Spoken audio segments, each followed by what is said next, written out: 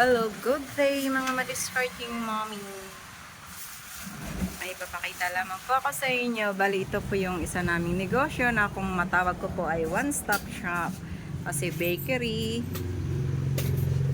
so may konting grocery. Yan po, nagre-refill po tayo. So ngayon, yan po, meron po tayong mga bagong i-display. Then, meron po kaming lechon manok. Katabi din po yan ng aming bakery. Then, meron din po kaming fry. Yan po. Bali, kasalukuyang nagluluto si Angel.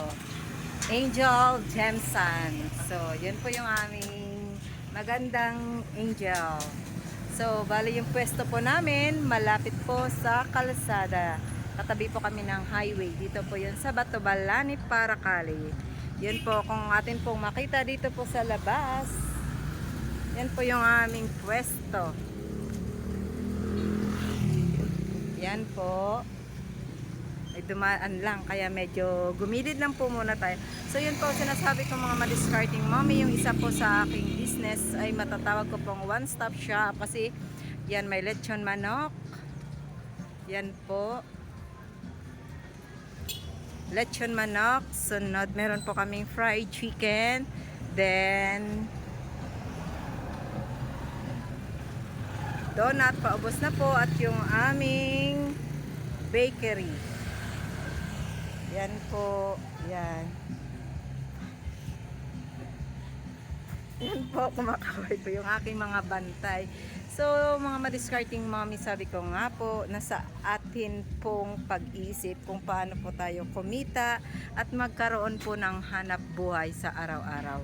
Sabi ko nga po, sipagan lang po natin, huwag po tayo matakot sa lugi, sa pagkakapagod. Kasi normal po, bago po tayo magkakapera, ay mapapagod po tayo. Yun po ang aking mga display dito po sa aking bakery.